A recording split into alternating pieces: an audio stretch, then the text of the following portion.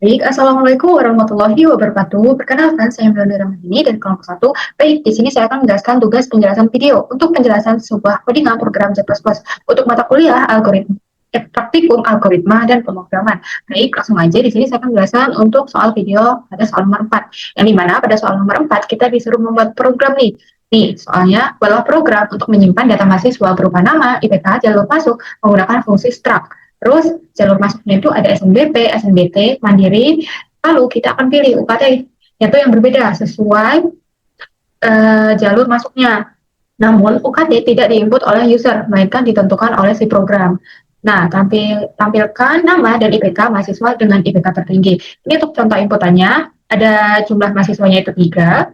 Nah, berarti nama mahasiswanya itu ya ada 3. Ya, jalur masuknya ya ada 3, IPK-nya ya ada 3. Untuk mahasiswa yang pertama ini A, dia masuk jalurnya tuh SNBP, terus IPK-nya 3,9.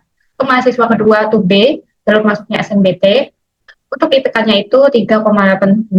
Dan mahasiswa yang terakhir C, dia jalur masuknya itu mandiri, terus IPK-nya 3,79. Nah, terus kita akan harus tampilkan nih contoh inputannya tuh bentuknya seperti ini. Nah, UKT-nya itu berdasarkan jalur masuknya, di mana SNBP itu 10, SNBT 15, dan Mandiri 20. Lalu yang terakhir kita disuruh mencari mahasiswa mana yang memiliki nilai tertinggi dan tampilkan juga IPK-nya. Nah, baik, langsung saja di sini sudah terdapat codingan program C++-nya. Seperti biasa, langkah awal ketika kita ingin memulai programnya, kita akan panggil ke fungsi-fungsinya terlebih dahulu. Untuk fungsi yang pertama, di sini ada fungsi yang namanya itu input string. Jadi gunanya tuh sebagai pengarah nih, atau memanggil si library-nya nanti, agar kita bisa menginputkan dan menghasilkan si inputnya. Terus yang kedua ada input string. Nah, karena kita menggunakan fungsi struct nih atau function struct. Nah, di dalam function struct kan itu kan ada variabel yang berbeda-beda kan tipe data dan juga berbeda-beda. Karena tipe datanya berbeda-beda, jadi kalau kita menginputkan ya itu kan nggak tahu nih tipe datanya apa. Yang kita panggil tipe data string. Karena tipe datanya tuh kita bisa masukkan karakter berupa huruf, angka, simbol-simbol, dan lain-lain. Nah, terus untuk fungsi yang ketiga ini ada fungsi yang namanya tuh input iomanip. Nah, jadi tuh kita kayak manggil si library lagi untuk mengatur si formatnya untuk tampilan si outputnya nanti. Karena kita di soal tadi kan ada pakai ini kan, nih coba outputnya tuh bentuknya kan kayak tabel nih rapi. Nah, makanya kita panggil fungsinya itu yang namanya input iomanip. Jadi fungsinya tuh kayak membuat tabel atau membatasi tabelnya itu berupa angka-angka spasinya. Nah, terus untuk fungsi yang keempat, kita menggunakan fungsi yang namanya itu using dash std. Nah, karena kita ingin menginputkan dan menghasilkan output nih, CNC out. Nah, maka awalnya kita kan harus mulai kan, kita harus deklarasikan std di setiap lokasi indensi out. Nah, supaya kita tidak perlu menuliskan std, kita lanjut ambil ke si fungsi yang utamanya, yaitu using dash std. Terus ada yang kelima itu fungsi struct dengan variabel yaitu mahasiswa. Nah, jadi di variabel mahasiswa ini di dalamnya tuh ada variabel-variabel lagi dan ada tipe data yang berbeda-beda. Nah, makanya ini fungsi dari struct tuh seperti itu. Dia tuh di dalamnya tuh kayak banyak variabel, tipe datanya tuh berbeda-beda, namun dijadikan satu variabel aja. Nah, di sini di dalam variabel mahasiswa itu ada variabel nama, jalur masuk IPK dan UKT. Terus untuk variabel nama dan jalur masuk itu tipe datanya string, terus IPK dan UKT itu tipe datanya float untuk IPK dan integer untuk UKT. Jadi IPK-nya tuh nanti kalau masukkan bisa berkoma-koma kan. Biasanya kalau IPK itu kan 3,75, 3,60 gitu kan. Nah, makanya tipe datanya tuh float, tipe data yang bersifat itu angkanya itu bisa desimal. Kalau integer itu kan bilang bulat. Terus UKT-nya tuh berarti kita masukkan di programnya itu bilangannya itu bulat. Kayak di contoh tadi, 10, 15, dan 20. Terus kita masuk ke program utama. Nah, di dalam program utama kita deklarasikan lagi variabelnya. Baru sini ada variabel kita dengan tipe data integer. Lalu kita akan masukkan nih si out untuk menampilkan si outputnya nanti. Kita masukkan juga data mahasiswanya untuk judul outputnya.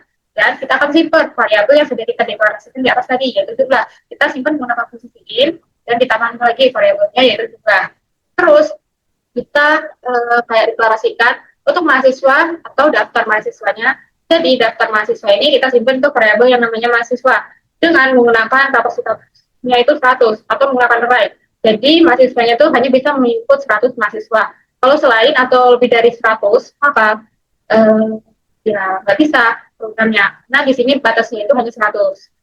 Terus ada yang tertinggi, karena kita akan mencari IPK yang tertinggi kan. Jadi di sini saya namakan variabel seperti indeks tertinggi dimulai dari nol. Karena kan kita nggak tahu variabel tertingginya kan belum ada. Jadi kita inisialisasikan terlebih dahulu itu dimulai dari nol. Nanti pada data integer. Terus kita masuk ke perulangannya atau mengikutkan nama mahasiswanya, UKT-nya, jalur masuknya, dan IPK-nya. Nah, perulangannya itu seperti biasa ada tiga bentuk. Ada inisialisasi, kondisi, dan perulangan. Di inisialisasi ini tuh kita masukkan kayak tipe datanya dan variabelnya. Variabelnya itu i, tipe datanya integer, dan variabel i-nya itu kita mulai dari nol. Lalu untuk kondisinya tuh mengecek i kurang dari jumlah. Kalau sudah lebih i-nya tuh lebih dari jumlah, ya maka perulangannya berhenti. Ya jumlah ini tergantung si user menginputkan jumlah data mahasiswanya. Terus perulangannya itu i plus plus.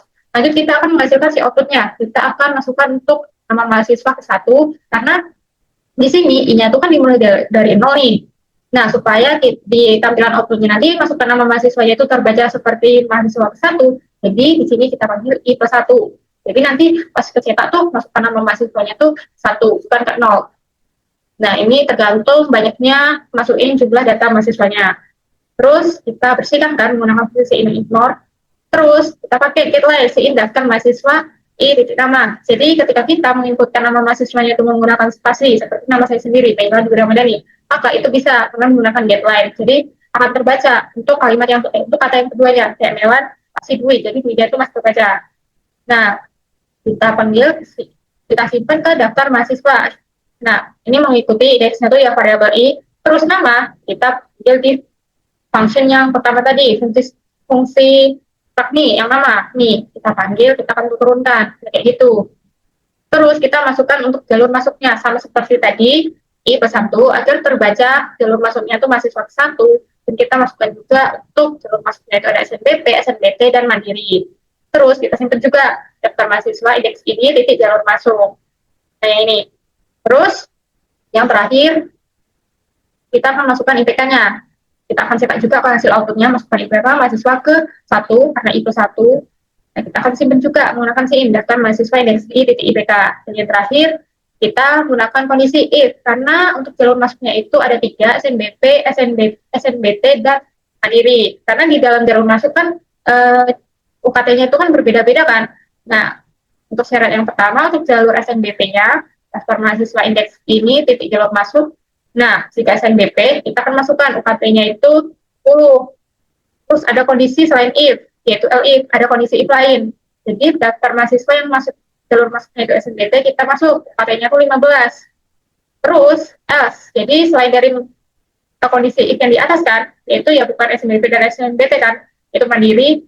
Jadi terakhir daftar mahasiswa UKT-nya diisi dengan 20. Terus di sini untuk mencari IPK yang tertinggi itu ada kondisi syarat if daftar mahasiswa i IPK lebih besar daftar mahasiswa indeks ini yang dalamnya itu ada variabel indeks tertinggi di IPK. Kalau benar, maka kita akan simpan ke indeks tertingginya itu sama dengan i. Jadi itu kayak gini. Saya kasih contoh ada 3 mahasiswa. Nah, kita inisialisasikan untuk indeks tertingginya itu mahasiswa yang pertama terlebih dahulu. Kayak mahasiswa yang pertama itu misal Andi, IPK-nya misalnya 3,7. Nah, jadi daftar mahasiswa tertinggi itu ya Andi 3,7 ini semisal. Terus kita cek nih untuk daftar mahasiswa yang selanjutnya. Nih daftar mahasiswa indeks ini IPK. Yang kedua ada misalnya Salma. IPK-nya itu semisal 3,9. Nah, karena si Salma itu lebih besar dari si Andi 3,9 lebih besar dari 3,7, maka ya benar indeks tertingginya itu ya kita geser yaitu si Salma. Nah, jadi Aji, kan saya tadi mengingat contohnya itu 3. Nah, jadi lagi Salma itu menjadi daftar mahasiswa dengan indeks tertinggi IPK-nya. Dengan IPK yang paling tinggi. Cek yang terakhir, yang ketiga. Mahasiswa yang ketiga semisal lebih, IPK-nya itu 3,8. Cek 3,8 itu lebih besar nggak dari 3,9? Tentunya Salma. Salah kan? Ya, jadi tetap IPK-nya itu tetap punya si Salma. Indeks tertingginya itu dapat si Salma. Nah, jika sudah, kita akan tampilkan hasil si opsinya. Ini untuk contoh bentuk tabelnya, kita akan see out terlebih dahulu untuk nama IPK jalur masuk dan strategi. Jadi menggunakan list detail itu ada tampilan tabelnya itu memiliki jarak yang sama, yang sejajar. Kayak nama itu pastinya tuh sebanyak 15 atau 15 karakter. Kayak 15 huruf gitu sampai itu. Terus IPK-nya kayak 10 spasi atau 10 karakter. Terus jalur masuknya, strategi. Terus kita akan masuk ke proses untuk menampilkan nama-nama si mahasiswanya, nama-nama si IPK-nya, jalur masuknya, dan KT-nya. Seperti contoh yang saya lihatkan ini kayak gini. Ini namanya IPK-nya, jalur masuknya yang ini, KT-nya. Kayak gitu. Nah, di sini kita tinggal masukkan aja, kita tinggal panggil. Yang pertama daftar mahasiswa nama. Ini sesuai dengan si jumlah inputannya. Kalau jumlahnya 3, berarti mahasiswanya ya ada 3. Ini sesuai dengan kondisinya. Terus ini juga daftar mahasiswa IPK-nya. Terus jalur masuknya, ini kita tinggal panggil saja untuk hasil langkah-langkah yang di atas tadi, yang ini. Nih, ini untuk namanya tinggal dipanggil lagi ke bawah. Ini untuk jalur masuknya panggil lagi ke bawah. Ini untuk IPK-nya panggil lagi ke bawah, dan KD-nya juga menyesuaikan. Nah, lanjut, yang terakhir kita akan masuk ke mencetak nilai tertinggi mahasiswanya tuh siapa? Nih, daftar mahasiswa ini tertinggi nama. Nah, karena kita udah masuk sebelumnya itu kita kan sudah cek kondisi kan, yang di sini if, yang ini, ya berarti udah tertemukan kan. Nah, jadi kita langsung panggil aja, yaitu mahasiswa daftar ini tertingginya, yang ini. Nah, lalu kita akan tampilkan IPK-nya berapa. Jadi daftar mahasiswa tertingginya itu terus kita panggil juga ya terakhir IPK-nya. Yang ini utamanya. Nah, jadi di sini saya akan masukkan untuk contoh si output-nya.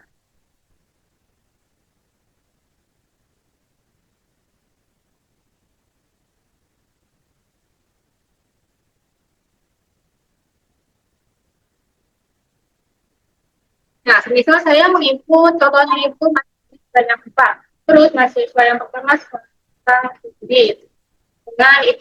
dengan dengan jalur masuk SNBP, IPK-nya semisal 3,7. Terus mahasiswa kita sama. Terus jalur masuknya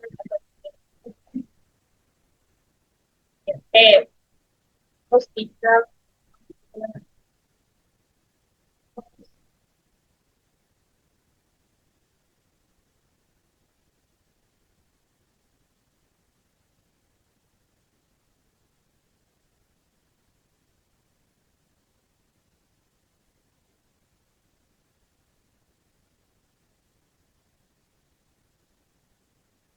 Sampai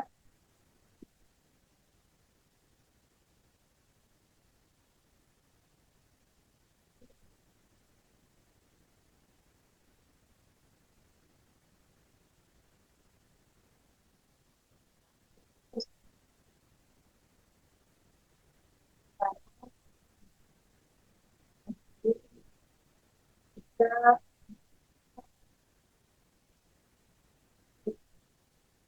Asia masuk SNBP dengan 9. Nah, jadi di sini langsung tertampilkan untuk foto outputnya. Ada Budi sama Rara dan Tasya. IPK-nya itu berbeda-beda. Di Budi 3,7, Salma 3,9, Rara 3,8, Tasya 3,89. Jalur masuknya juga Budi SNBP, Salma SNBP, Rara Mandiri, Tasya SNBP. Untuk UKT-nya juga berbeda. Kalau yang SNBP itu 10, yang SNBP itu 15, dan untuk yang Mandiri itu 20. Nah, di sini tertampilkan juga untuk nilai IPK yang paling besar dan namanya juga, yaitu si mahasiswa sama dengan IPK 3,9. Nah, baik, cukup sekian dari saya penjelasan program soal nomor 4. Jadi, di sini saya akan melanjutkan untuk penjelasan bentuk flowchart-nya.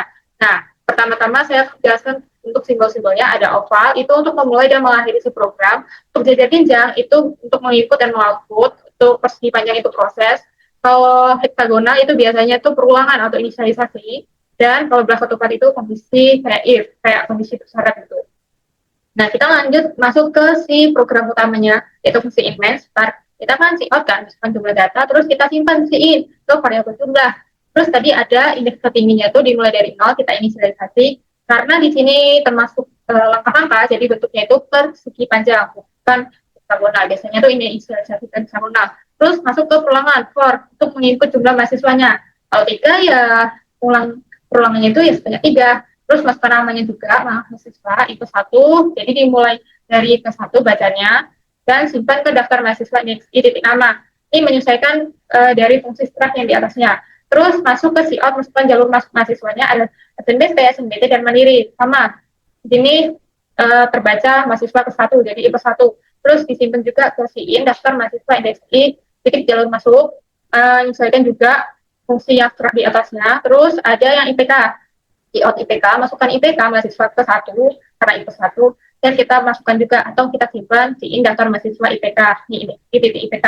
Div ini menyesuaikan variabel pada perulangan core-nya. Terus masukkan ke kondisi if, karena IPK-nya itu dalamnya ada ini, UKT-nya ada berapa? Untuk SNBP UKT-nya itu 10, SNBT itu 15, dan kalau mandiri itu 20.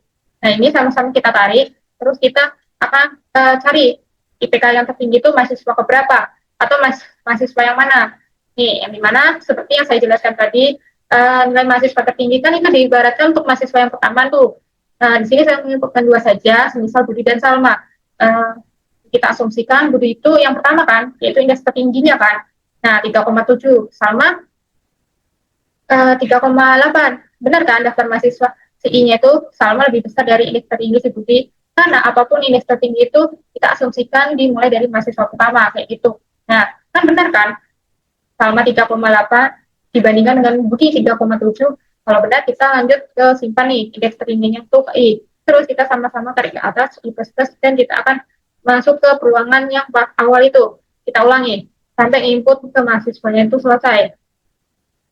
Terus di sini false, kita akan lanjut ke menghasilkan si tabel outputnya nanti. Dan nama, IPK jalur masuk, terus masuk ke perulangannya juga. Terus di sini lanjut aja langsung kita key in semua. Yang di atas tadi kita tinggal panggil-panggil saja. Terus I++ kembali lagi ke perulangan sini. Mohon maaf, Kakak di sini terdapat kekurangan menuliskan true. Nah, terus kalau sudah terpenuhi kan keluarkan dari perulangan for ini yang menampilkan si out. Terus yang terakhir kita akan si out juga untuk nilai tertingginya.